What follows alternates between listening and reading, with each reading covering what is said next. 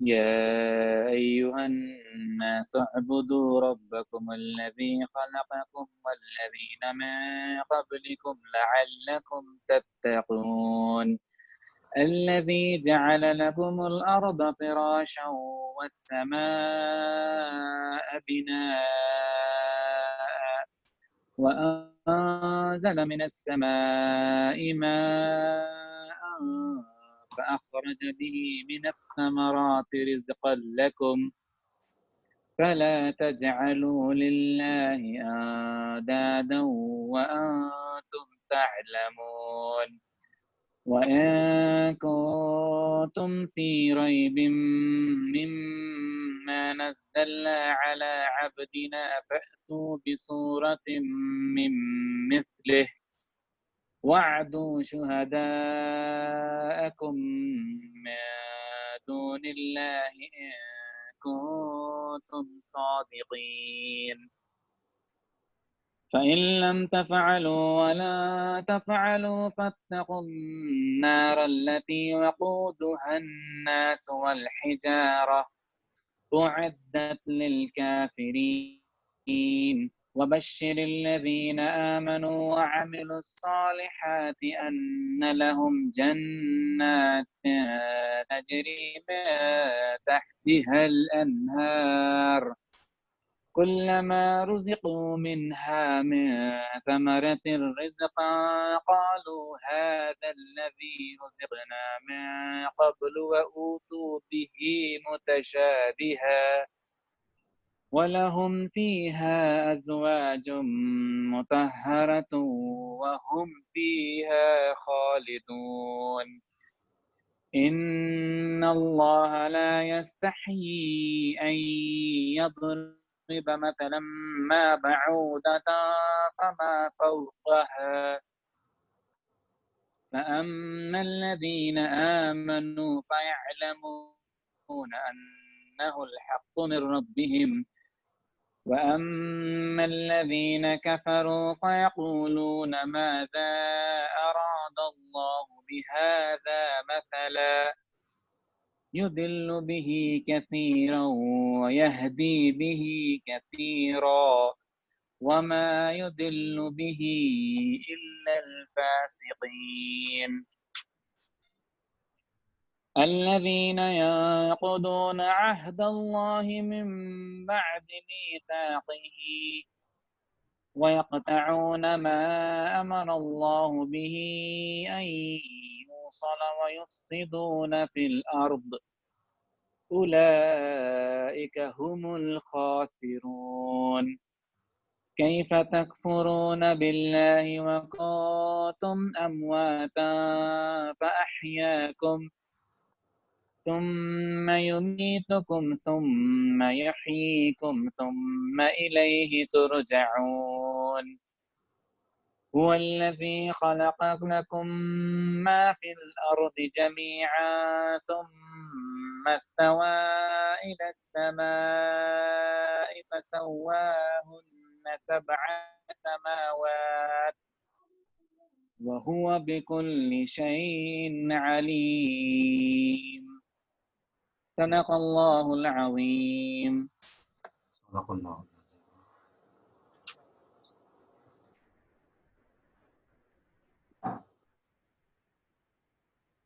اے لوگو اپنے اس رب کی عبادت کرو جس نے تمہیں اور تم سے پہلے کے لوگوں کو پیدا کیا، یہی تمہارا بچاؤ ہے، جس نے تمہارے لیے زمین کو فرش اور آسمان کو چھت بنایا اور آسمان سے پانی اتار کر اس سے پھل پیدا کر کے تمہیں روزی دی۔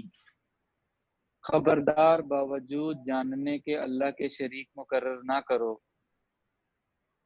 ہم نے جو کچھ اپنے بندے پر اتارا ہے اس میں اگر تمہیں شک ہو اور تم سچے ہو تو اس جیسی ایک صورت تو بنا لاؤ۔ تمہیں اختیار ہے کہ اللہ کے سوا اور اپنے مددگاروں کو بھی بلا لو۔ بس اگر تم نے نہ کیا اور تم ہرگز نہیں کر سکتے تو اسے سچا مان کر اس آگ سے بچو جس کا ایندھن انسان اور پتھر ہیں، جو کافروں کے لیے تیار کی گئی ہے، اور ایمان والوں اور نیک عمل کرنے والوں کو ان جنتوں کی خوشخبریاں دو جن کے نیچے نہریں بہہ رہی ہیں، جب کبھی وہ پھلوں کا رزق دیے جائیں گے اور ہم شکل لائے گے تو کہیں گے یہ وہی ہے جو ہم اس سے دیے گئے، اور ان کے لیے بیویاں ہیں صاف ستھری، اور وہ ان جنتوں میں ہمیشہ رہنے والے ہیں۔ یقیناً اللہ کسی مثال کے بیان کرنے سے نہیں شرماتا، خواہ مچھر کی ہو یا اس سے بھی ہلکی چیز کی۔ ایمان والے تو اسے اپنے رب کی جانب سے صحیح سمجھتے ہیں، اور کفار کہتے ہیں کہ اس مثال سے اللہ نے کیا مراد لی ہے۔ اسی کے ساتھ وہ بیشتر کو گمراہ کرتا ہے اور اکثر لوگوں کو راہ راست پر لاتا ہے، اور گمراہ تو صرف فاسقوں ہی کو کرتا ہے۔ جو لوگ اللہ کے مضبوط عہد کو توڑتے ہیں اور اللہ نے جن چیزوں کو جوڑنے کا حکم دیا ہے انہیں کاٹتے اور زمین میں فساد پھیلاتے ہیں، یہی لوگ نقصان اٹھانے والے ہیں۔ تم اللہ کے ساتھ کیسے کفر کرتے ہو حالانکہ تم مردہ تھے، اس نے تمہیں زندہ کیا، پھر تمہیں مار ڈالے گا، پھر زندہ کرے گا، پھر اس کی طرف لوٹائے جاؤ گے۔ جو اللہ جس نے تمہارے لیے زمین کی تمام چیزوں کو پیدا کیا، پھر آسمان کی طرف قصد کیا اور ان کو ٹھیک ٹھاک آسمان بنایا، اور وہ ہر چیز کو جانتا ہے۔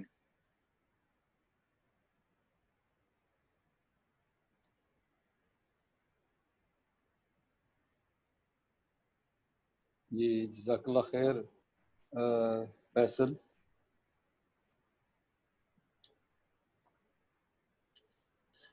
اشفاق صاحب آپ سن رہے ہیں مجھے؟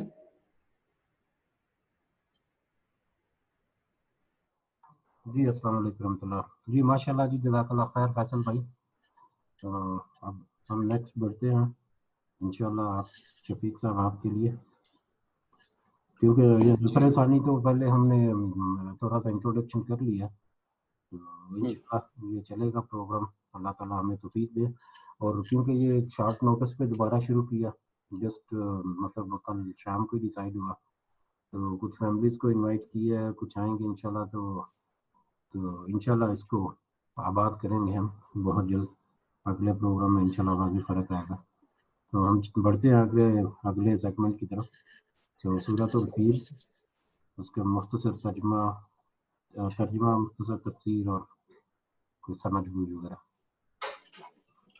ٹھیک اشفاق صاحب، میرے پاس تھوڑا سا جو تفسیر ہے وہ تھوڑی سی لمبی ہے، تو کیا نام ہے انشاءاللہ میں سٹارٹ کرتا ہوں۔ بسم اللہ کریں جتنی ہو سکتی ہے انشاءاللہ۔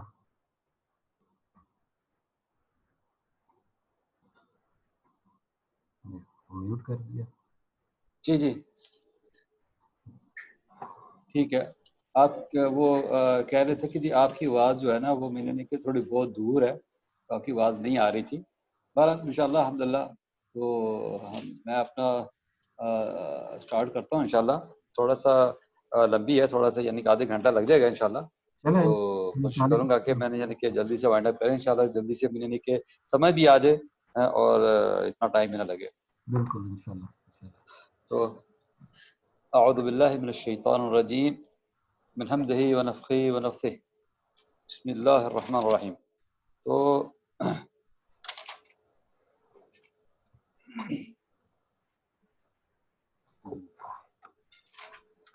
یہ صورت فیل کے معنی ہیں ہاتھی۔ تو اس کی میں پہلے اعوذ باللہ من الشیطان الرجیم بسم اللہ الرحمن الرحیم بسم اللہ الرحمن الرحیم ألم تر كيف فعل ربك بأصحاب الفيل ألم يجعل كيدهم في تضليل وأرسل عليهم طيرا أبابيل ترميهم بحجارة من سجيل فجعلهم كعصف مأكول. اللہ تعالیٰ بخشش کرنے والے مہربانی کرنے والے کے نام سے شروع. کیا تو نے نہ دیکھا کہ تیرے رب نے ہاتھی والوں کے ساتھ کیا کیا؟ کیا ان کے مکر کو بیکار نہیں کر دیا اور ان پرندوں کے جھرمٹ بھیج دیے جو انہیں مٹی اور پتھر کی کنکریاں مار رہے تھے پس انہیں کھائی ہوئی بھوسی کی طرح کر دیا. ابرا اور اس کا حشر.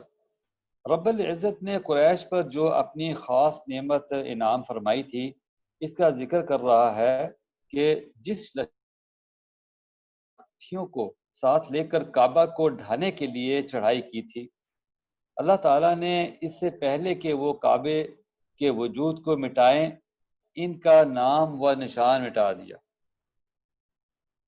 ان کی تمام فریب کاریاں ان کی تمام قوتیں سلب کر لی برباد و غارت کر دیا. یہ لوگ مذہباً نصرانی تھے لیکن دین مسیح کو مسخ کر دیا تھا جو مٹا دیا تھا. قریب بت پست ہو گئے تھے انہیں اسی طرح نامراد کرنا یہ گویا پیش خیمہ تھا. حضرت صلی اللہ علیہ وسلم کی بعثت کا اور اطلاع تھی نبی صلی اللہ علیہ وسلم کی اطلاع تھی کہ وہ دنیا میں آنے کی. تو آپ کی آمد کی حضور علیہ السلام اسی سال پیدا ہوئے. اکثر تاریخ دان حضرات کا یہی قول ہے. تو گویا اللہ سبحانہ وتعالیٰ فرما رہا ہے کہ اے قریشیو حبشہ کے اس لشکر پر تمہیں فتح تمہاری بھلائی کی وجہ سے نہیں دی گئی تھی، یعنی کہ کامیابی جو ہے تمہاری بھلائی کی وجہ سے نہیں دی گئی تھی بلکہ اس میں ہمارے دین کا بچاؤ تھا جسے ہم شرف بزرگی عظمت و عزت میں اپنے آخر زمان پیغمبر حضرت محمد صلی اللہ علیہ وآلہ وسلم کی نبوت سے بڑھانے والے تھے.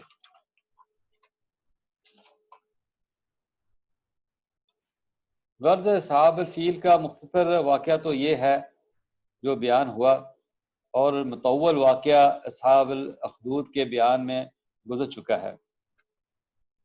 یہاں کچھ نام ہیں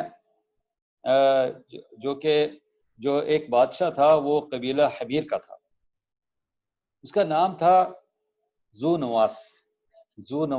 یہ جو ہے یہ قبیلہ حمیر کا آخری بادشاہ تھا جو مشرک تھا جس نے اپنے زمانے کے مسلمانوں کو کھائیوں میں قتل کیا تھا. جو سچے نصرانی تھے.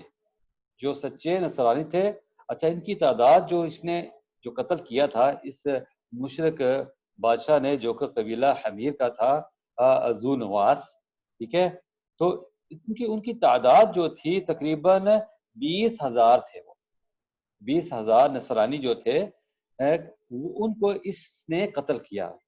سارے کے سارے شہید کر دیے گئے تھے. صرف پھر ایک اس میں سے دو صلبان ایک بچ گیا تھا. ان 20,000 میں سے ایک شخص تھا جو وہ بچ گیا.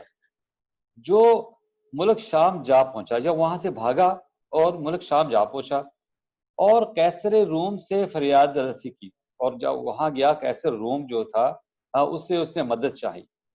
یہ بادشاہ نصرانی مذہب کا تھا، یہ بادشاہ جو تھا نصرانی مذہب کا تھا، کیونکہ ذو نواس نے جو قتل کیے تھے وہ بھی نصرانی تھے. ان میں سے یہ ایک جو بچ گیا وہ بھاگ کر کیا نام ہے چلا گیا کیسر روم کے پاس. ٹھیک ہے، تو اس نے جا کے شکایت کی، تو اس نے حبشہ کے بادشاہ نجاشی کو لکھا. اس نے پھر بادشاہ نصرانی مذہب کا تھا، تو اس نے حبشہ کے بادشاہ نجاشی کو لکھا کہ اس کے ساتھ اپنی پوری فوج کر دو. جب اس نے اس کی شکایت کی کہ مجھے اور کے ذو نواس نے جو کہ مشرک تھا اس نے 20,000 بندوں کو قتل کر دیا، تو اس میں ہی بچا ہوں، تو میں آپ کے پاس آیا ہوں. تو پھر اس کیسر روم نے دوسرے بادشاہ کے پاس جو کہ حبشہ کا بادشاہ تھا نجاشی، اس کو خط لکھا. خط میں یہ لکھا کہ اس کے ساتھ پوری فوج کر دو، اس کے ساتھ پوری فوج کر دو یہاں سے دشمن کا، کیونکہ وہاں سے دشمن کا جو ملک تھا وہ قریب تھا. اس بادشاہ نے اس میں سے 2 آدمی تھے، ارباط اور ابو یکسوم، یعنی کہ ابرہا. یہ 2 آدمیوں کو اس نے چنا اور لشکر بنا کر بہت بڑا لشکر ان کے دونوں کے ساتھ اس کے ساتھ یعنی اس کے روانہ کر دیا. یہ لشکر یمن پہنچا اور یمن کو اور یمنیوں کو تخت و تارج کر دیا. ذو نواس بھاگ کھڑا ہوا. ذو نواس یعنی کہ جس نے 20,000 نصرانی کو قتل کیا تھا، تو وہ وہاں سے بھاگا. پھر بھاگا اور دریا میں ڈوب کر مر گیا، اور ان لوگوں کی سلطنت کا خاتمہ ہو گیا اور سارے یمن پر شاہ حبشہ کا قبضہ ہو گیا، اور یہ دونوں سردار یہاں رہنے بسنے لگے. لیکن کچھ تھوڑی ہی مدت کے بعد ان میں ناچاکی ہو گئی، یہ دونوں میں، ارباط اور ابراہ میں. آخر نوبت یہاں تک پہنچی کہ دونوں نے آمنے سامنے صفیں باندھ لی اور لڑنے کے لیے نکل آئے. یعنی کہ اس کی فوج دونوں آپس میں لڑنے کے لیے انہوں نے صفیں باندھ دی. ٹھیک ہے، اور عام حملہ ہوا. اس سے بیشتر ان دونوں سرداروں نے آپس میں کہا کہ فوجوں کو لڑانے کے لیے ہم فوجوں کو کیوں لڑائیں، کیوں لوگوں کو ہم لوگ ماریں، کیوں نہ ایسا کرتے ہیں کہ ہم دونوں آپس میں فیصلہ کر لیتے ہیں. جو بچ گیا تو وہ اس کا، جو مر گیا بس ٹھیک ہے اس کا. تو جو زندہ بچ جائے ملک وہ فوج اسی کی. چنانچہ یہ بات طے ہو گئی اور دونوں میدان میں نکل آئے. ارباط نے ابرہ پر حملہ کیا اور تلوار کے ایک ہی وار سے چہرہ خون کر دیا، ناک، ہونٹ اور منہ کٹ گئے. ابرہ کے غلام عطودہ نے اس موقع پر ارباط اور ایک بے پناہ حملہ کیا اور اسے قتل کر دیا. یعنی کہ ابرہ کا جو غلام تھا اس نے اس کو دیکھا تو اس نے تلوار نکالی اور دوسرے کو اس کا قتل کر دیا. ابرہ زخمی ہو کر میدان سے زندہ واپس آ گیا. علاج معالجہ سے زخم اچھے ہو گئے اور یمن کا یہ مستقل بادشاہ بن گیا.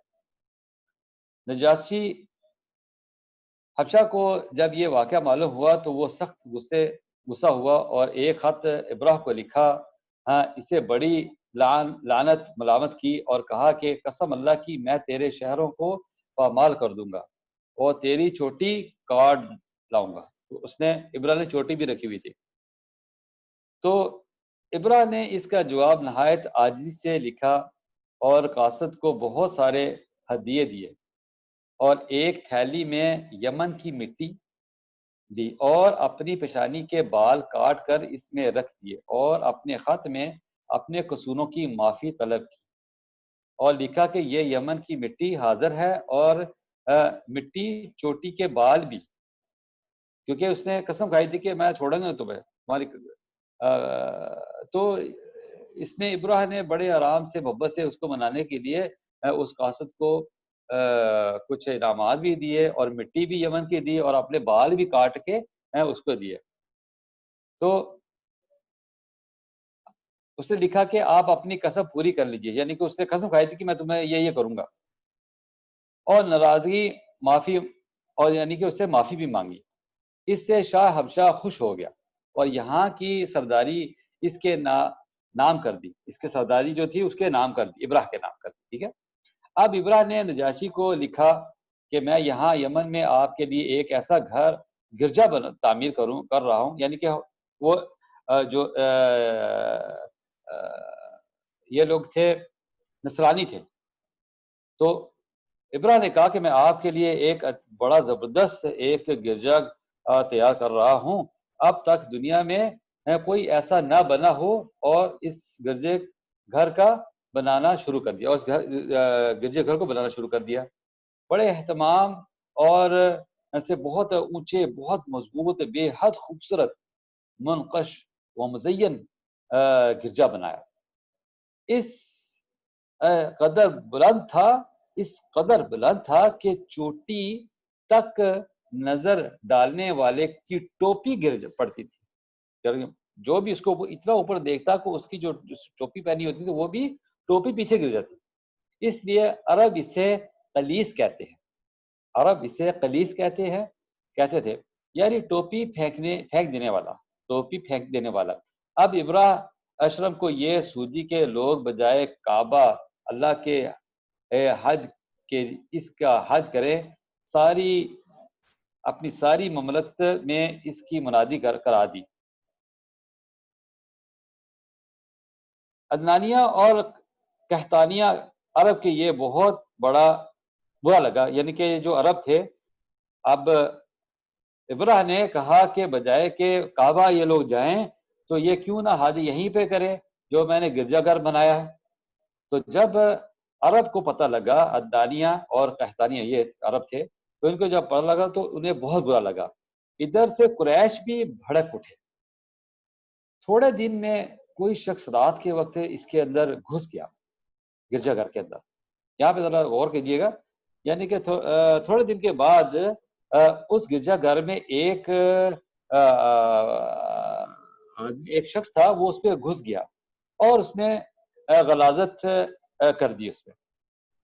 چوکی دار نے جب یہ دیکھا تو بادشاہ کو خبر پہنچی اور کہا کہ یہ کام قریشیوں کا ہے، چنانچہ آپ نے ان کا کعبہ روک دیا، لہٰذا انہوں نے جوش اور غضب آ کر یہ حرکت کی ہے. ابراہ نے اسی وقت قسم کھا لی. ابراہ نے اس کو بنایا تھا، اس گھر کو، تو ابراہیم نے ہی کہا تھا کہ بجائے تم لوگ کعبہ جاؤ تم لوگ یہیں پہ رہو. تو عرب کو جب پتہ لگا تو انہیں بہت غصہ چڑھا. تو ان میں سے ایک شخص نے جا کے اس گرجا گھر میں اندر جا کے گندگی پھیلا دی. تو پھر ابراہ کو جب پتہ لگا تو ابراہ نے اسی وقت قسم کھا لی کہ میں مکہ پہنچوں گا اور بیت اللہ کی اینٹ سے اینٹ بجا دوں گا. ایک روایت میں یوں بھی ہے کہ چند من چلے نوجوان قریشیوں نے اس گرجا میں آگ لگا دی تھی. کچھ لوگوں نے، یہ بھی روایت ہے کہ اس گرجا گھر کو کچھ لوگوں نے پکڑ کے آگ بھی لگا دی تھی. اور اس وقت ہوا بہت تیز چل رہی تھی، سارا گرجا جل گیا اور منہ کے بل زمین پر گر گیا. اس پر ابراہ نے بہت سا بڑا لشکر ساتھ لے کر مکہ پر چڑھائی کی تاکہ وہ کوئی روک نہ سکے. تو ابراہ نے بہت بڑا لشکر بنایا کیونکہ اسے غصہ تھا، انہوں نے ہمارا کے گرجا گھر ایک تو گندا کیا اور دوسرا انہوں نے گرا بھی دیا. تو اس نے ایک بہت بڑا فوج تیار کی اور اپنے مکہ پہ چڑھائی کرنے کی گھر سے وہاں سے نکلا اور اپنے ساتھ ایک بڑا اونچا اور موٹا ہاتھی لیا جسے محمود کہا جاتا تھا. ایک بہت بڑا ہاتھی تھا، اس کا نام انہوں نے رکھا تھا محمود تھا. جیسا ہاتھی اور کوئی نہ تھا، یعنی ان ہاتھیوں میں سے کوئی بھی اتنا بڑا ہاتھی نہیں تھا. یہ ایک اسپیشل ہاتھی تھا اور موٹا تازہ، اونچا تازہ، تو اس کا نام تھا محمود. شاہ حبشہ نے یہ ہاتھی اس کے پاس اسی غرض سے بھیجا تھا، شاہ حبشہ نے اس کے پاس یہ ہاتھی اسی غرض سے بھیجا تھا۔ 8 یا 12 ہاتھی اور بھی ساتھ تھے، یعنی کہ اس نے 8 یا 12 ہاتھی اور بھی بھیجے، اور یہ جو اونٹ تھا یہ سب سے بڑا اور طاقتور تھا، تو یہ بھیجا اس کے۔ یہ کعبہ کے ڈھانے کی نیت سے چلا، یہ سوچ کر کعبہ کی دیواروں میں مضبوط زنجیریں ڈال دوں گا، اور ہاتھیوں کی گردنوں میں ان زنجیروں کو باندھ دوں گا۔ ہاتھی ایک ہی جھٹکے میں چاروں دیواریں بیت اللہ کی جڑ سے گرا دیں گے۔ جب عرب کو یہ خبر معلوم ہوئی تو ان پر بڑا بھاری اثر پڑا، اور انہوں نے مصمم ارادہ کیا۔ یہاں پہ ایک لفظ ہے مصمم، تو اس کا مصمم یہ عربی کا لفظ ہے، یعنی مصمم پکا ارادہ کرنا۔ مصمم کا مطلب ہے یعنی کہ پکا ارادہ کرنا۔ تو انہوں نے پکا ارادہ کر لیا کہ خواہ کچھ بھی ہو ہم ضرور اس سے مقابلہ کریں گے۔ یہ کنہوں نے کہا؟ یعنی کہ جو عرب نے، انہوں نے کہا کہ ہم اس سے ضرور مقابلہ کریں گے اور اسے اس کی اس بد کرداری سے روکیں گے۔ ایک یمنی شریف سردار جو وہاں کے بادشاہوں کی اولاد میں سے تھا، جسے ذوالفقار کہا جاتا تھا، یہ کھڑا ہو گیا، ان کے یعنی کے اگینسٹ کھڑا ہو گیا، کہ ہاتھی والے جو ہیں یعنی کہ ابرہ کے اگینسٹ کھڑا ہو گیا، یہ جو ان کا جو یعنی کہ فوج آئے گی ہم اس سے لڑیں گے۔ تو ان کے سامنے کھڑا ہو گیا، اپنی قوم کو اور کل آس پاس کے عرب کو جمع کیا، اپنی قوم کو بھی اور آس پاس کے جتنے بھی عرب تھے ان سب کو جمع کیا، اس بد نیت بادشاہ سے مقابلہ کیا، لیکن قدرت کو کچھ اور ہی منظور تھا۔ عربوں کو شکست ہوئی اور ذوالفقار اس خبیث کے ہاتھوں میں قید ہو گیا۔ تو یہ عرب جو تھا فر اس خبیث کے ہاتھوں میں قید ہو گیا۔ اس نے اسے بھی ساتھ لیا، اس نے ابراہ نے اس کو بھی ساتھ لیا اور مکہ شریف کی طرف بڑھا۔ تو مسعم قبیلے کی زمین پر جب یہ پہنچا تو یہاں نفیل بن حبیب مسعمہ نے اپنے لشکر سے اس کا مقابلہ کیا، لیکن ابراہ نے انہیں بھی مغلوب کر دیا، یعنی اور دوسرا ایک اور شخص ملا اور بادشاہ ملا، وہ اس نے بھی اس کے ساتھ لڑائی کرنے کی کوشش کی، تو وہ بھی یعنی کہ ناکام ہوا، اور نفیل بھی قید ہو گیا، اور اس کو بھی اس نے ابراہ نے قید کر لیا۔ اب ان کے پاس دو اشخاص ہو گئے۔ پہلے تو اس ظالم نے اسے قتل کرنا چاہا، لیکن پھر قتل نہ کیا اور قید کر کے ساتھ لیا، اس لیے ساتھ لیا کہ یہ راستہ بتائے۔ جب طائف کے قریب پہنچا تو قبیلہ ثقیف نے اس سے صلح کر لی کہ ایسا نہ ہو اس کے بت خانوں کو، جس نے لات نامی بت تھا، یہ توڑ دے۔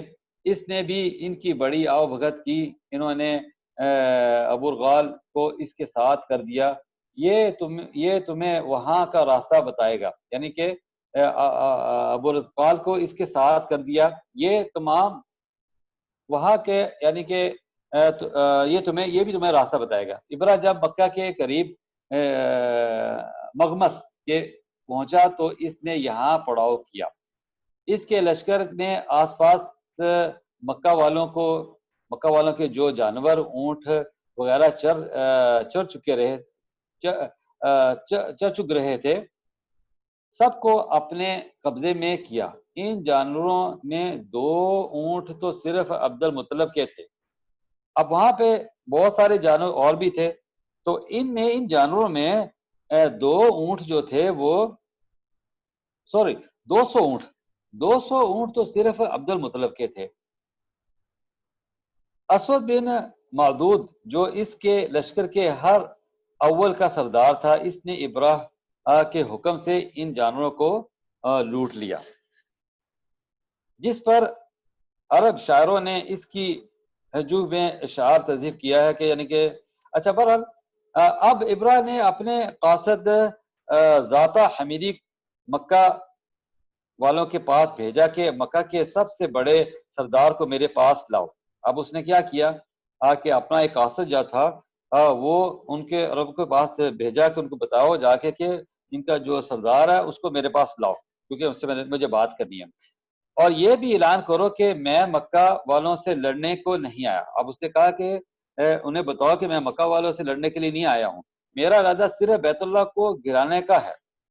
ہاں اگر مکہ والے اس کے بچانے کے در پہ ہوئے تو لا محالہ مجھے ان سے لڑائی کرنے لگی، یعنی کہ اس نے کہا کہ اگر یہ مجھ سے لڑیں گے تو ٹھیک ہے میں بھی اسے لڑوں گا، اگر وہ مجھ سے نہیں لڑیں گے تو میں نے کہ مجھے یہ خانہ کعبہ کو ڈھانے دو۔ جب مکہ میں آیا اور لوگوں سے ملا، جب وہ قاصد آیا سے مکہ میں آیا تو ملا جلا تو معلوم ہوا کہ یہاں کا بڑا سردار جو عبد المطلب ہے، عبد المطلب بن ہاشم ہے، یہ عبد المطلب سے ملا اور شاہی پیغام پہنچایا۔ شاہی پیغام کس کا؟ یعنی کہ ابرہ کی طرف جو تھا وہ اس نے وہاں پہ ان کو پیغام پہنچایا، جس کے جواب میں عبد المطلب نے کہا کہ واللہ نہ ہمارا ارادہ اس سے لڑنے کا ہے نہ ہم میں اتنی طاقت ہے۔ اب انہوں نے بھی کیا کیا کہ انہوں نے بھی کہا کہ ہاں نہ تو ہمارا، اب تو ابرہ نے بھی کہا کہ مجھے اس سے لڑنا نہیں ہے اور میرا ارادہ ہے کہ کعبہ کو ڈھالے گا۔ اب جب عبد المطلب کو پتہ لگا، عبد المطلب نے یہ کہا کہ واللہ ہمارا بھی ارادہ نہیں ہے اسے لڑنے کے لیے، ٹھیک ہے، اور ہمیں طاقت بھی نہیں ہے۔ یہ اللہ کی حرمت والا گھر ہے، یہ اللہ کی حرمت والا گھر ہے، اس کے خلیل حضرت ابراہیم کی زندہ یادگار ہے۔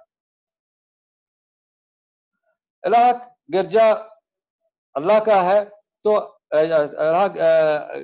یعنی کہ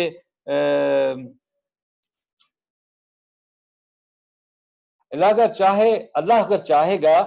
چاہے گا تو اپنے گھر کی آپ حفاظت کرے گا۔ اگر اللہ سے انہوں نے کہا کہ اللہ اگر چاہے گا کہ اپنے گھر کی، تو اللہ تعالیٰ خود اپنے گھر کی حفاظت کرے گا، ورنہ ہم میں تو ہمت و قوت نہیں۔ ذاتہ نے کہا اچھا، یہ جو قاصد تھا، ذاتہ نے کہا اچھا تو آپ میرے ساتھ بادشاہ کے پاس چلیے۔ عبد المطلب ساتھ ہوئے۔ بادشاہ نے جب انہیں دیکھا تو ہیبت میں آ گیا۔ جب حضرت عبد المطلب جب ان کے ابرہ کے پاس پہنچے تو وہ بھی ہیبت میں آ گیا۔ عبد المطلب جو تھا، ان کا جو فیس کیسا تھا، عبد المطلب کا گورے چٹے شیڈول اور مضبوط قوی والے حسین جمیل انسان تھے۔ وہ دیکھتے ہی ابرہ تخت سے نیچے اتر آیا، انہیں دیکھتے ہی ابرہ جو تھا وہ اپنے تخت سے نیچے اتر آیا اور فرش پر عبد المطلب کے ساتھ بیٹھ گیا اور اپنے ترجمان سے کہا کہ ان سے پوچھ کے کیا چاہتا ہے۔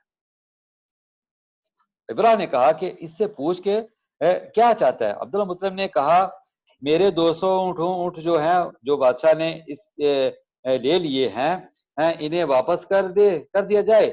بادشاہ نے کہا اس سے کہہ دو کہ پہلی نظر میں تیرا، یعنی کہ اب اس نے ابرہ نے جب اس سے پوچھا کہ یعنی کہ تو کیا چاہتا تھا، تو عبد المطلب نے کہا بات سنو جی، میرے تم پہلے تو 200 اونٹ جو ہے نا وہ میرے تو حوالے کرو تم، ٹھیک ہے۔ تو جب ابرہ نے یہ سنا تو پہلی نظر میں کہنے لگا، پہلی نظر میں تیرا روب مجھ پر پڑا تھا، پہلی نظر میں جب میں نے تجھے دیکھا تھا تو تمہارا روب میرے دل میں آ گیا تھا۔ اب میرے دل میں تیری دہشت بیٹھ گئی تھی، لیکن پہلے ہی کلام میں تو نے سب کچھ کھو دی، یعنی کہ میں چاہتا کہ شاید اور کچھ کہے تو اپنے اونٹ لینے آ گیا۔ تو کہنے لگا کہ پہلے جب میں نے تجھے دیکھا تھا تو میرے دل میں ایک خوف طاری ہو گیا تھا، تو 200 اونٹ کی تجھے تو اپنے 200 اونٹ کی فکر ہے اور اپنی قوم کے دین کی تجھے فکر نہیں ہے۔ تو ابرہ نے کہا کہ دیکھو تجھے تو اپنے 200 اونٹ کی فکر ہے، کیا تمہیں تمہارے دین کی یا تمہارے جو قوم ہے تو مجھے اس کی فکر نہیں ہے؟ تو میں تو تم لوگوں کی عبادت خانہ توڑنے اور اسے خاک میں ملانے کے لیے آیا ہوں۔ عبد المطلب نے جواب دیا سن بادشاہ، عبد المطلب نے کہا سن بادشاہ، اونٹ تو میرے ہیں، اس لیے انہیں بچانے کی کوشش میں ہوں، یعنی کہ ان کو بچانے کی کوشش میں ہوں، اور خانہ کعبہ اللہ کا ہے، وہ خود اسے بچا لے گا۔ اس پر یہ سرکش کہنے لگا اللہ بھی اب دیکھو یہ سننے کے بعد میں ابراہ نے کہا کہ اسے تو آج اللہ بھی نہیں بچا سکتا، آج اسے میرے ہاتھ سے یعنی کہ کوئی بھی نہیں بچا سکتا ہے اس کو۔ عبد المطلب نے کہا بہتر ہے، وہ جانے اور تو جان، وہ جانے اور تو جانے، اللہ جانے اور تو جان۔ یہ بھی مروی ہے کہ اہل مکہ نے تمام حجاز کا تہائی مال ابراہ کو دینے چاہا، یعنی کہ یہ بھی کہا گیا کہ یعنی کہ وہ لوگ تھے جو ہر چیز ان کو دینا چاہ رہے تھے کہ ابراہ کو کہ تو چھوڑ دے اس کو، تو وہ اپنے اس بد ارادے سے باز آئے، لیکن اس نے قبول نہ کیا۔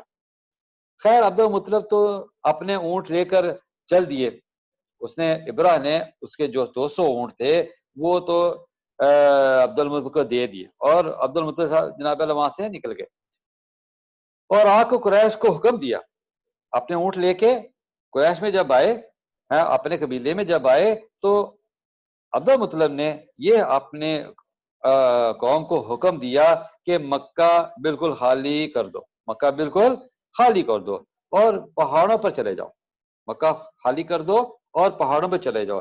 اب عبد المطلب اپنے ساتھ قریش کے چیدہ لوگوں کو لے کر، چیدہ یعنی کہ جو خاص بندے تھے، اب یہ بھی دیکھو، اب یہ بھی نہیں انہوں نے عبد المطلب یہ بھی نہیں کہا کہ چلو ہم بھی چل رہے کوئی تو وہاں چھوڑ چھاڑ کے تو نکل گئے، نہیں، لوگوں کو کہا کہ تم لوگ چلے جاؤ پہاڑوں پہ چلے جاؤ۔ اب عبد المطلب نے اپنے جو چند جو بندے تھے ان کو لیا اور کیا کیا، دیکھو لوگوں کو لے کر بیت اللہ میں آیا، ان لوگوں کو لے کر بیت اللہ میں آیا اور بیت اللہ کے دروازہ کا کنڈا تھام کر رو رو کر اور گڑ گڑا کر دعائیں مانگنی شروع کر دی کہ باری تعالیٰ ابراہ اس کے خونخوار لشکر سے اپنے پاک اور ذی عزت گھر کو بچا لے۔ عبد المطلب نے اس وقت یہ دعائیں اشارے فرمائے، یعنی کہ وہ بھی ابراہ بھی جناب اللہ ڈائریکٹلی ایک دم سے مکہ کو چھوڑ کے ان لوگوں کے ساتھ پہاڑوں پہ نہیں گیا، وہ اپنے کچھ لے کے بندے لے کے تو کعبہ کے دروازے کو اس کے کنڈے کو پکڑ کے رو رو کے اللہ سے دعائیں کی، یا رب العالمین تیرا گھر ہے تو اس کو بچا، ٹھیک ہے۔ بہرحال عبد المطلب نے بیت اللہ کا دروازہ کا کنڈا ہاتھ سے چھوڑ دیا، اپنے تمام ساتھیوں کو لے کر آس پاس کے پہاڑوں کی چوٹیوں پر چڑھ گیا۔ یہ بھی مذکور ہے کہ جاتے ہوئے قربانی کے 100 اونٹ بیت اللہ کے ارد گرد نشان لگا کر چھوڑ دیے تھے، اس نیت سے کہ اگر یہ بد دین آئے اور انہوں نے اللہ کے نام کی قربانی کے ان جانوروں کو چھیڑا تو عذاب اللہ پر اترے گا۔ دوسری صبح ابراہ کے لشکر میں مکہ میں جانے کی تیاری ہونے لگی، دوسرے دن صبح اب مکہ جانے کے لیے ابراہ نے تیاری کر دی۔ اپنا خاص ساتھی جس کا نام محمود تھا، جو اس کا جو خاص ساتھی جو کہ حبشہ نے اس کو دیا تھا، اونٹوں کے ساتھ جو سب سے بڑا اونٹ تھا محمود، اسے تیار کیا، لیکن لشکر میں کم بندی ہو چکی۔ اچھا اب یہاں بہت انٹرسٹنگ اپنا ایک محمود کا ایک آگے اس کی قصہ آ رہا ہے، وہ ذرا غور سنیے گا۔ تو اچھا لشکر میں کمر بندی ہو چکی اور مکہ شریف کی طرف منہ اٹھا کر چلنے کی تیاری کی۔ اس وقت نفیل بن حبیب جو اس سے راستے میں لڑا تھا، اب دیکھو اس میں جب تیاری ہو گئی تو جو راستے میں جب ابراہ آ رہا تھا تو جو راستے میں جو عرب تھے جو اسے لڑنا چاہتے تھے، جو لڑے بھی تھے اور ان کو جو شکست بھی ہوئی تھی، ان میں سے جو نفیل بن حبیب تھا اس کو جو قیدی بنا لیا تھا، تو اس سے راستے پوچھنے کے لڑا تھا، اب بطور قیدی کے اس کے ساتھ تھا، وہ آگے بڑھا اور شاہی ہاتھی کا کان پکڑ لیا۔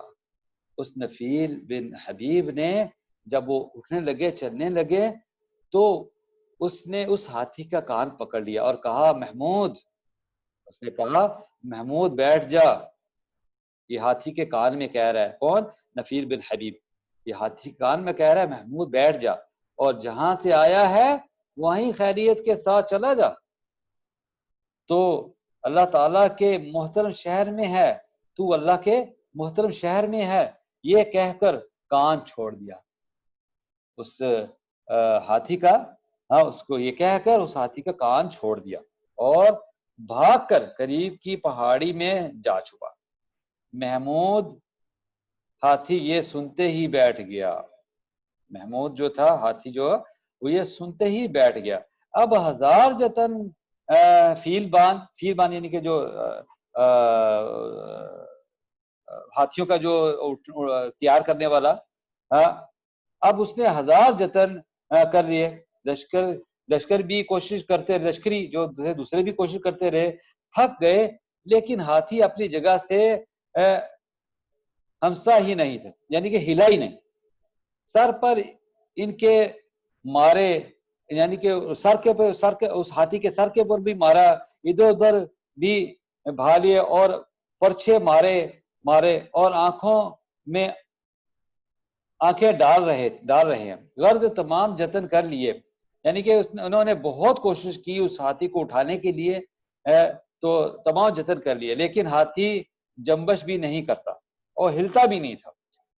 پھر بطور امتحان کے اس کا منہ یمن کی طرف کر کے چلنا چاہا تو جھٹ سے کھڑا ہو گیا. یعنی کہ امتحان کے طور پر انہوں نے کیا کیا، اس کا جو چہرہ تھا وہ یمن کی طرف بجائے کہ مکہ کی طرف، یمن کی طرف کرنے کیا، تو جھٹ سے ایک دم سے چلنا شروع ہو گیا، دوڑتا ہوا چل دیا. شام کی طرف چلنا چاہا تو بھی، اب شام کی طرف چلنا بھی پوری طاقت سے آگے بڑھ گیا. مشرق کی طرف لے جانا چاہا تو بھی بھاگا، یعنی کہ سوائے مکہ کی طرف، مشرق مغرب اور کہیں بھی اس کو منہ کرتا تو اس طرف بھاگتا بجائے کہ مکہ کی طرف. پھر مکہ شریف کی طرف منہ کر کے آگے بڑھنا چاہا، پھر بیٹھ گیا. انہوں نے پھر اسے مارنا پیٹنا شروع کیا کہ دیکھا کہ ایک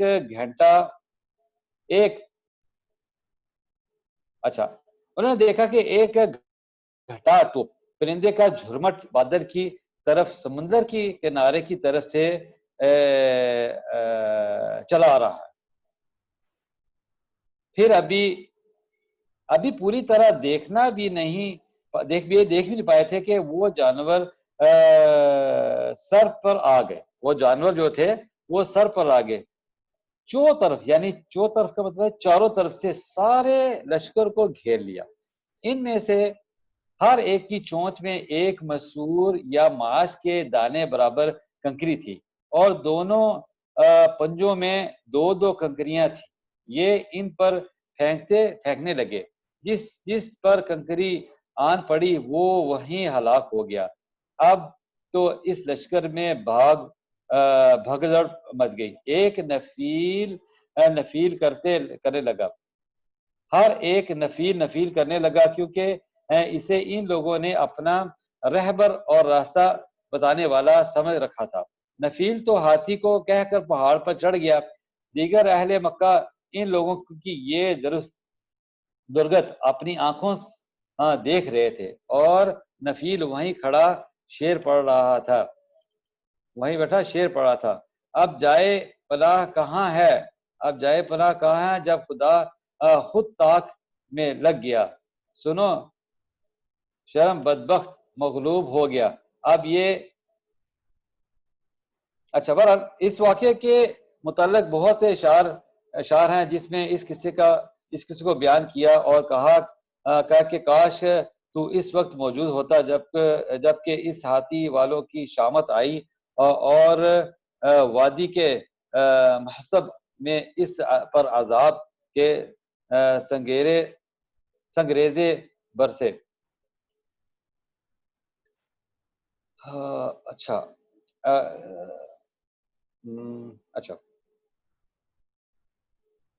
محض میں ان پر عذاب کے سنگریزے برسے ہیں تو اس وقت تو اس اللہ خدائی لشکر یعنی پرندوں کو دیکھ کر قطن سجدے میں گر پڑتا. ہم تو وہاں کھڑے حمد خدا کے راگیانیاں لاپ رہے تھے کہ گو کلیجہ ہمارے بھی اونچے ہو گئے تھے کہ کہیں کوئی کنکری ہمارے کام بھی تمام نہ کر دے۔ نصرانی منہ موڑے بھاگ رہے تھے اور نفیر نفیر پکار رہے تھے، گویا نفیر پر ان کے باپ دادوں کا کوئی قرض تھا۔ فرماتے ہیں کہ یہ پرند زرد رنگ کے تھے، یہ پرندے زرد رنگ کے تھے، کبوتر سے کچھ چھوٹے تھے، ان کے پاؤں سرخ تھے اور روایت میں ہے کہ جب محمود ہاتھی بیٹھ گیا اور پوری کوشش کے باوجود بھی نہ اٹھا تو انہوں نے دوسرے ہاتھیوں کو آگے کیا اور اس نے قدم بڑھایا ہی تھا کہ اس کے کمر پر کنکری پڑی اور بلبلا کر پیچھے ہٹا اور پھر اور ہاتھی بھی بھاگ کھڑے ہوئے۔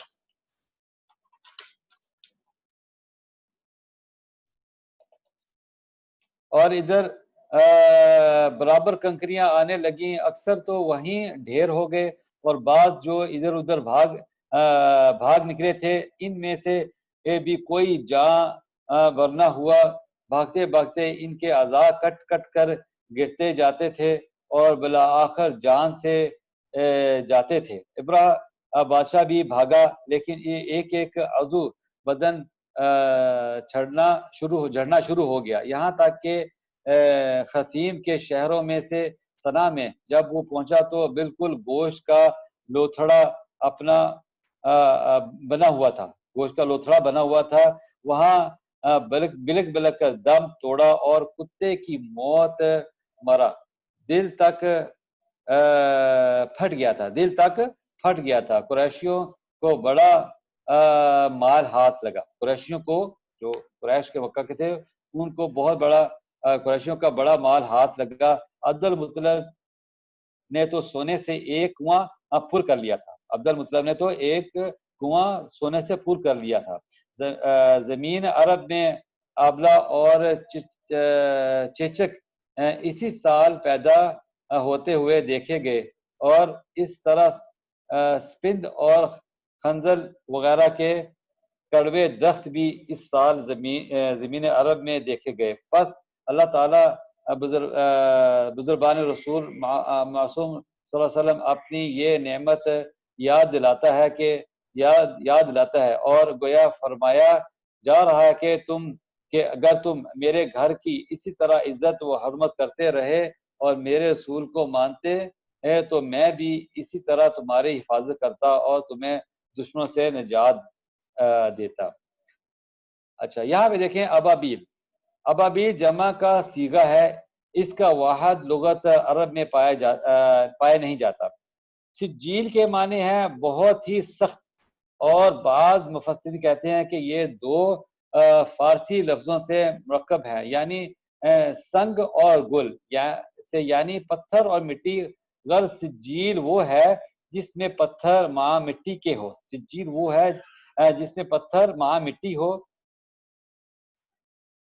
اصف جمع اصفہت کی کھیتی کے ان پتوں کو کہتے ہیں جو پک نہ گئے ہوں۔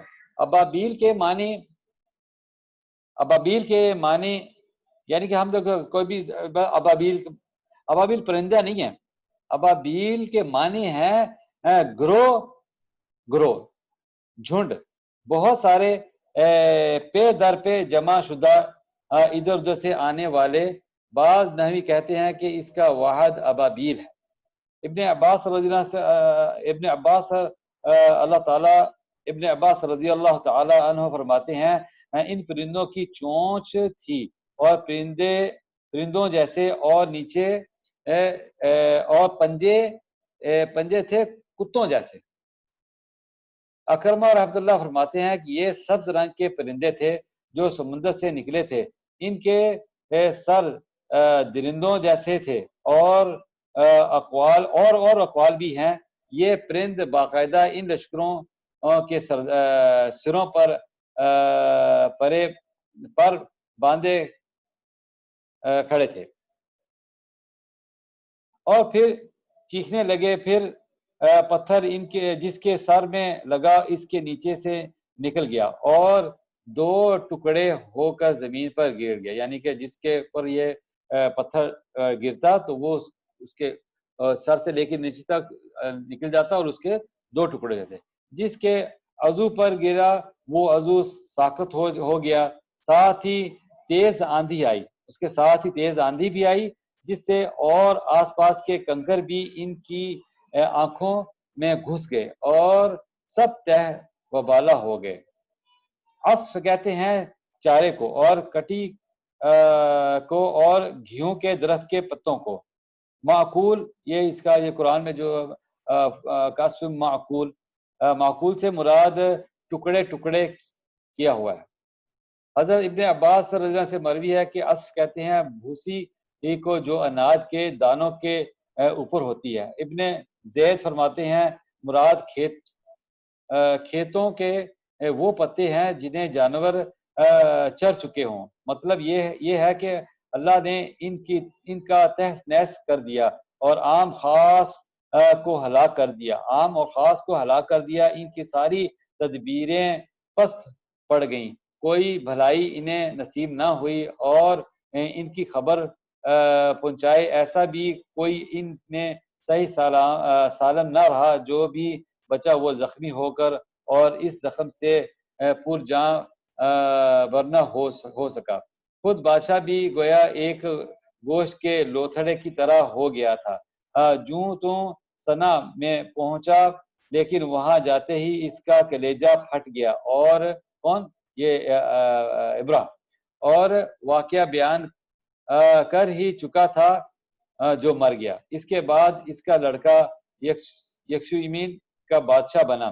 پھر اس کے دوسرے بھائی مسروق بن ابرہ کو سلطنت ملی. اب سیف بن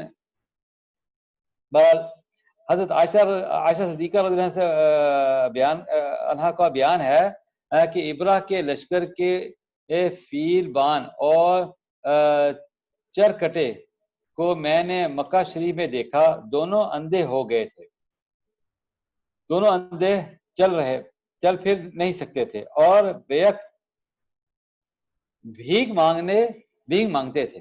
حضرت اسماء بنت ابی بکر رضی اللہ تعالی عنہ فرماتی ہیں کہ اصاف و نائلہ بتوں کے پاس یہ بیٹھے رہتے تھے جہاں مشرکین اپنی قربانیاں کرتے تھے اور لوگوں سے بھیک مانگتے تھے. کون تھے؟ یہ جو ہاتھیوں کی طرح اختیار کرنے والے تھے. اس فیل بان کا نام انیسا تھا. انہیں یعنی فیل بان تھا، ان کا ایک نام تھا انیسا تھا. بعض تاریخوں میں یہ بھی ہے کہ ابرہ خود اس چڑھائی میں نہ تھا بلکہ اس نے اپنے لشکر کو بے ماتحتی شمس بن معدود کو بھیجا تھا. یہ لشکر 20,000 کا تھا اور یہ پرندان کے اوپر رات کے وقت آئے تھے اور صبح تک ان سب کا ستیہ ناس ہو چکا تھا. لیکن یہ روایت بہت غریب ہے اور صحیح بات یہ ہے کہ ابرہ اشرم حبشی ہی اپنے ساتھ لشکر لے کر آیا تھا. یہ ممکن ہے کہ اس کے ہر اول کے دستے پر یہ شخص سردار ہو. اس واقعے کو بہت سے عرب شاعروں نے اپنے شعروں میں بھی بس کے ساتھ بیان کیا ہے. سورۃ فتح کی تفسیر میں ہم اس واقعے کو مفصل بیان کر آئے ہیں، جس میں جب حدیبیہ والے دن رسول اللہ علیہ وسلم اس ٹیلے پر چڑھے جہاں سے آپ قریشیوں پر جانے والے تھے تو آپ کی اونٹنی بیٹھ گئی. لوگوں نے اسے ڈانٹا پیٹا لیکن وہ نہ اٹھی. لوگ کہنے لگے قصوہ تھک گئی. آپ نے فرمایا نہ یہ تھکی نہ اس میں اڑنے کی عادت، اس اللہ نے روک لیا ہے جس نے ہاتھیوں کو روک لیا تھا. پھر فرمایا اس کی قسم جس کے ہاتھ میں میری جان ہے، مکے والے جن شرائط پر مجھ سے صلح چاہیں گے میں سب مان لوں گا، بشرطیہ اللہ کی حرمت کے حد تک اس میں نہ ہو. پھر آپ نے اسے ڈانٹا تو وہ فوراً اٹھ کھڑی.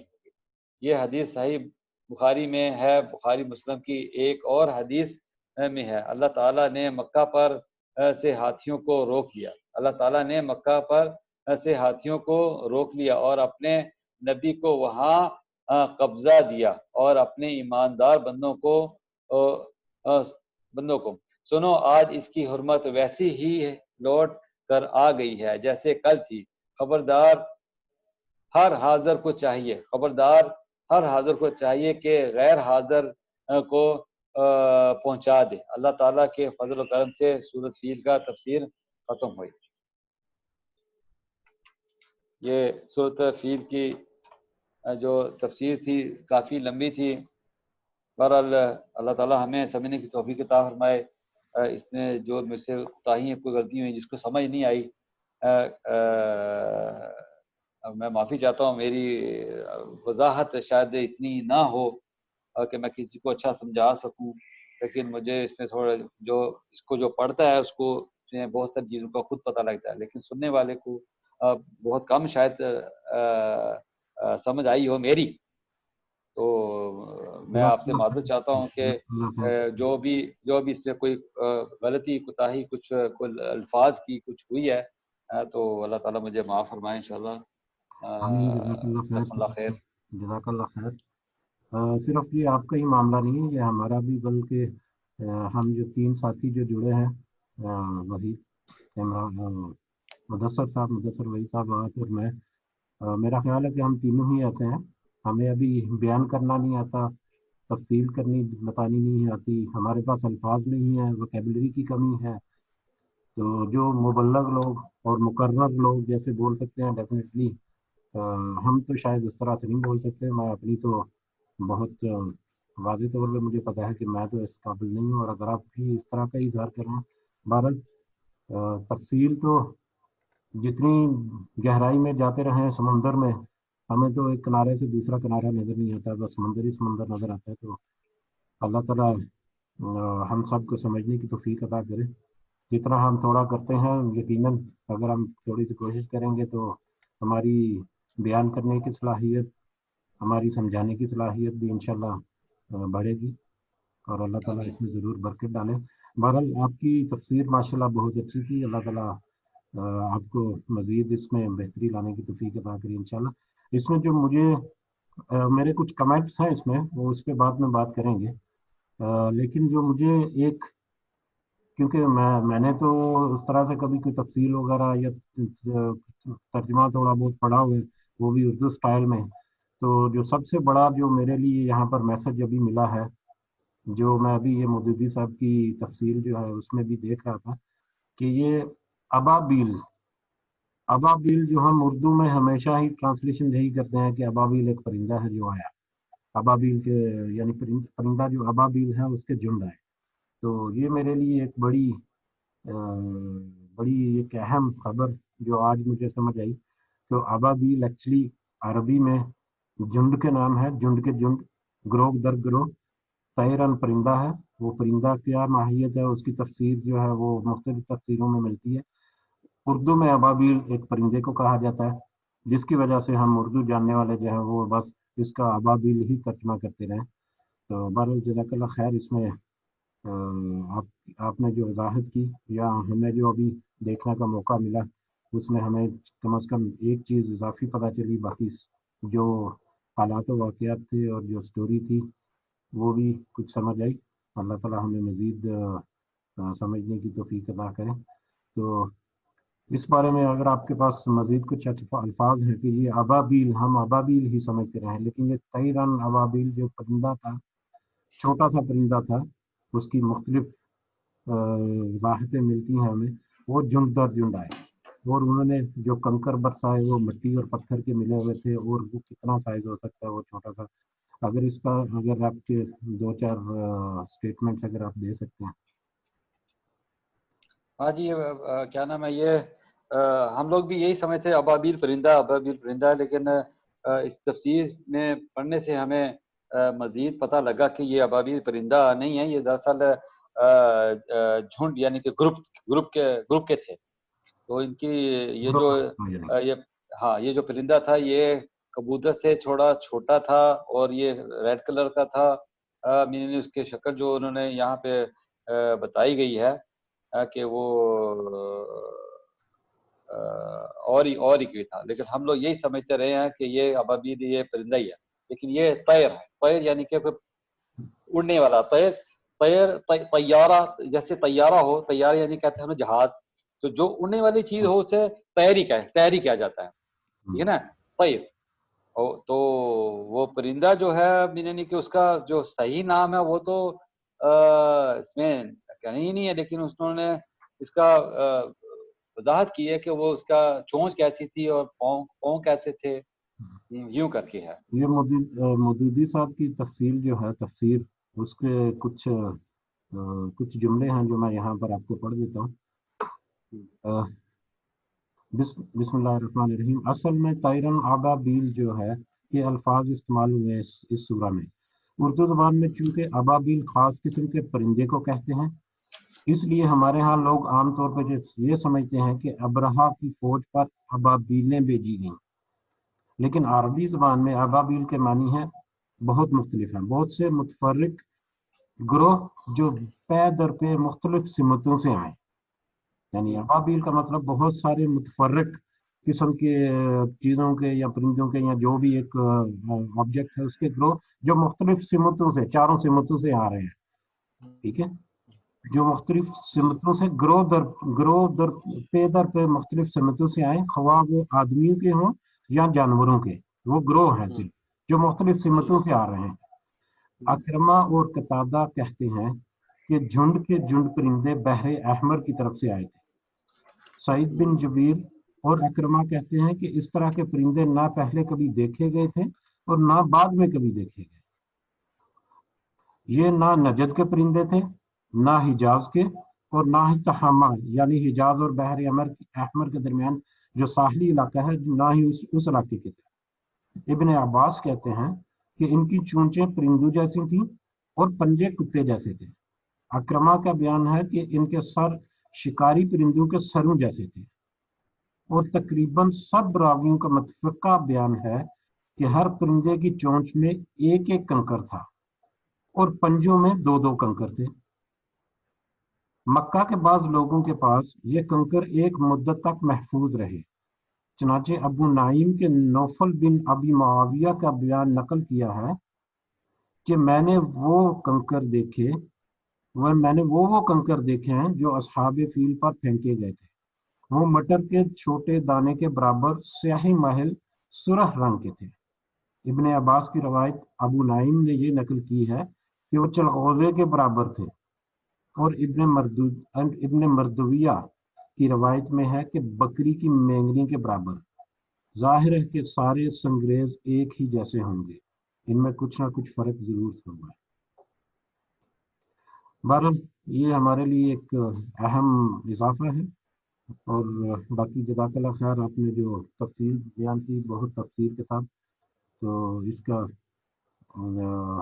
ہم کوشش کریں گے کہ اس کو دوبارہ سے ریویو کریں. اب یہ سورہ جو ہے، اگر آپ مجھے اجازت دیں کہ آج کل کے تناظر میں، آج کل کے جو حالات ہیں یا آج کل کے تناظر میں، یا اس سورہ کو ہم آج کے دور میں کیسے اپلائی کر سکتے ہیں، یا ہم اس سورہ سے کیا میسج یا کیا سبق حاصل کر سکتے ہیں اس سورہ سے، اس بارے میں اگر آپ کچھ جملے کہہ سکیں، یا مدثر بھائی بھی آن لائن ہو گئے، وہ بھی اگر کچھ اضافہ کرنا چاہیں، یا اس سورہ کا جو مطلب ہے یا میسج ہے یا جو سٹوری ہے آج کل کے تناظر میں، آج کے حالات کے تناظر میں ہمیں کیا سیکھنا چاہیے اس سے. جی اس میں میننی کہ سب سے پہلے تو یہ ہے کہ دیکھو پہلی جو آیت ہے، علم ترا کیا تم نے نہیں دیکھا، تو اللہ سبحانہ کہا یہ دیکھو، تم نے کیا نہیں دیکھا، تمہارے پروردگار نے ہاتھی والوں کے ساتھ کیا سلوک کیا. تو یہ جو بھی ہمارے ساتھ جو اس دنیا میں جو کچھ ہو رہا ہے، جو غلط ہو رہا ہے، یہ ہمارے لیے ایک عبرت ہی ہے. یہ ہمارے لیے یہ عبرت ہی ہے کہ ہم اسے دیکھیں اور عبرت حاصل کریں. کہ اللہ تعالیٰ بھی کہہ رہا ہے کیا تم نے نہیں دیکھا ہے کہ ان کے ساتھ کیا ہوا. تو اس کے دوسری جو آیت ہے، جو کیا ان کی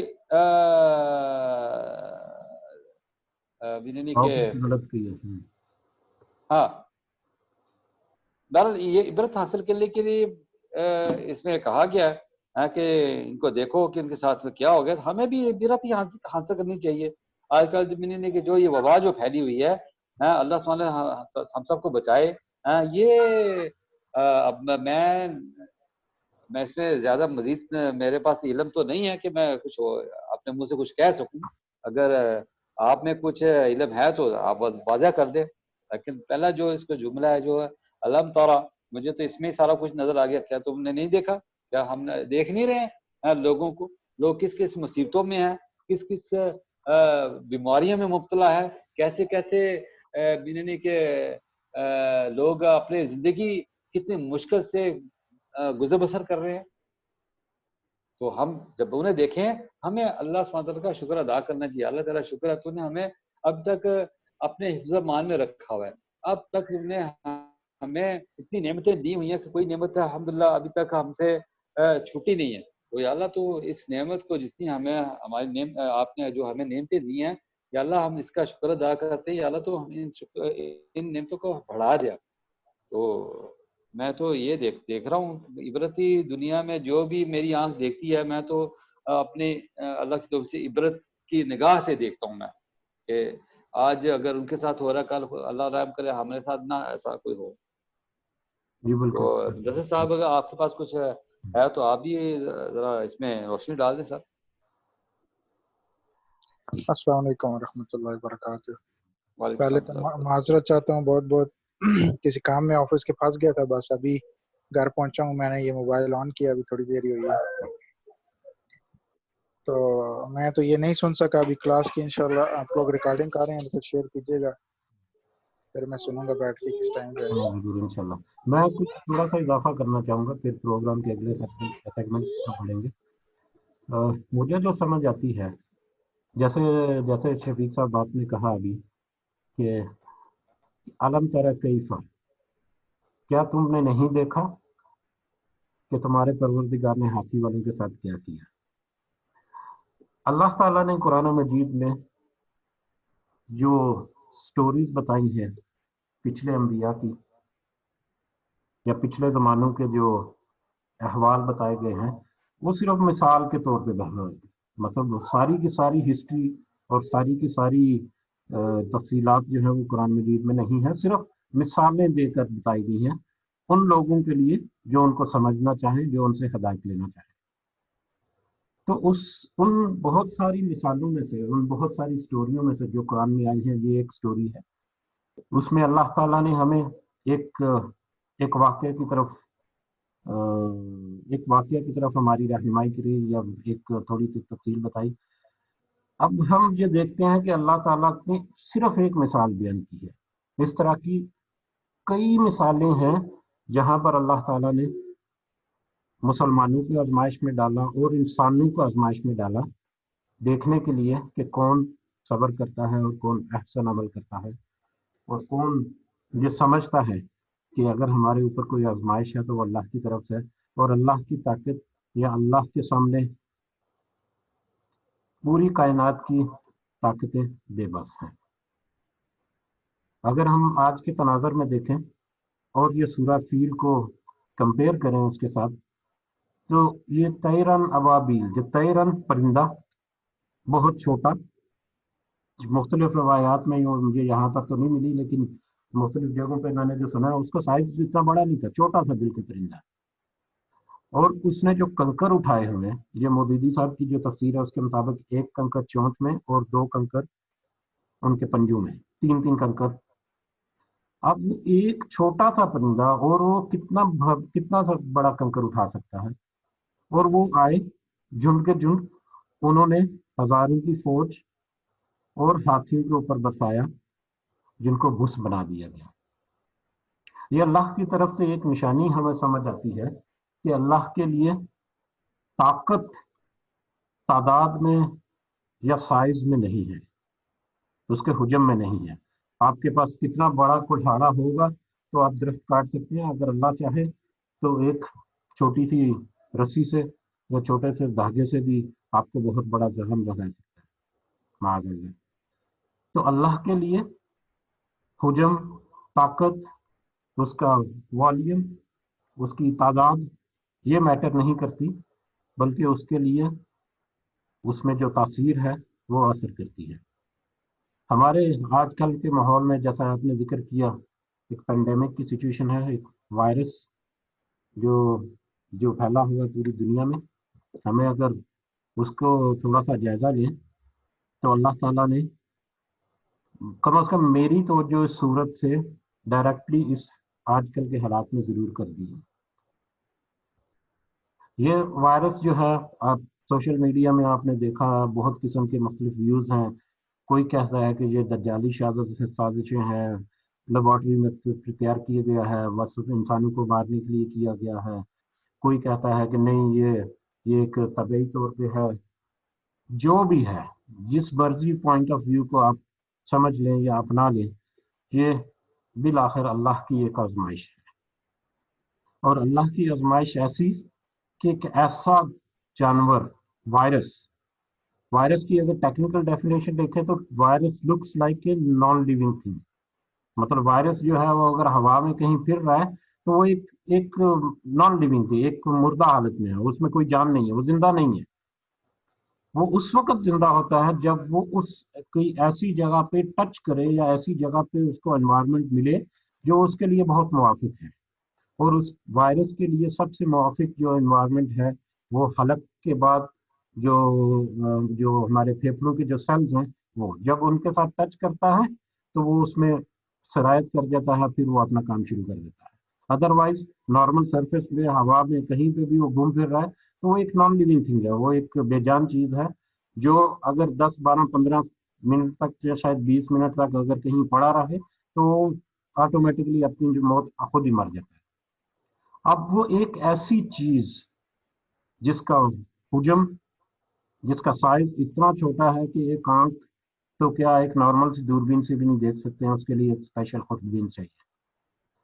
اور اتنی قلیل تک تعداد ہے، اور وہ ایک انسان کے اوپر خدا نہ خواستہ جب حملہ کرتا ہے تو اس کو 24 گھنٹوں سے لے کے 72 گھنٹوں کے اندر اندر خدا نہ خواستہ اس کو اتنا نقصان پہنچاتا ہے کہ وہ اس کی زندگی ختم ہو سکتی ہے.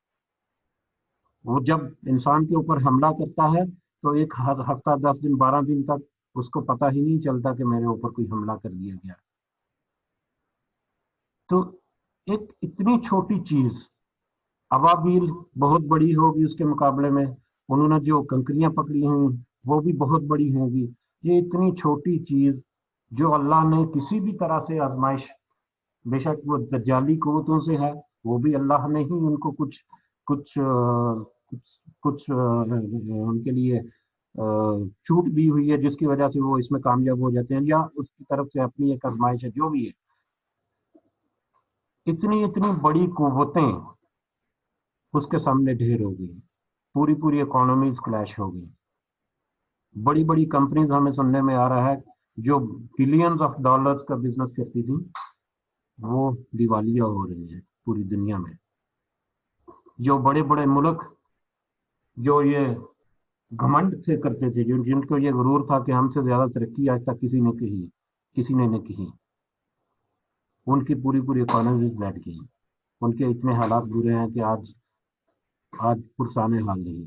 آج یہ دور آ گیا ہے کہ ایک دوسرے کے ساتھ السلام علیکم کے لیے ہاتھ ملانے کے لیے بھی تھوڑا سا پیچھے ہٹنا پڑتا ہے. تو اللہ کی آزمائش ایک اتنے چھوٹے سے جانور کے تھرو جو دیکھنے میں یا عام حالات میں ایک غیر مرئی ہے اور بے جان ہے، اللہ تو اس سے بھی اتنے بڑے کام لے سکتا ہے جو ہماری بڑی سے بڑی فوجی قوتیں نہیں کر سکتی. تو اللہ تعالیٰ کی ایک آزمائش ایسی ہے، اللہ تعالیٰ اس طرح سے بھی آزماتا ہے. اور ایک یہ میسج ہے کہ اللہ نے شاید یہ پھر چھوٹ دے دی کہ چلو 10-12 دن ہوتے ہیں اور اس کے بعد حملہ آور ہوتا ہے، اس میں اگر آپ کی ٹیسٹ ویسٹ ہوئے ہیں، ڈیٹیکٹ ہو گیا تو اس میں کچھ پریکاشنز مہیت کر کے یا انشاءاللہ جلدی اس کا علاج آ جائے گا تو علاج کر کے تو اس کا مطلب اس بیماری سے نجات مل جائے گی. لیکن خدا نہ خواستہ ایسا بھی ہو سکتا ہے کہ لمحوں میں پوری کی پوری کائنات یا پوری کی پوری دنیا ہی تباہ کر دے، پورے کے پورے انسان ہی چل بسے.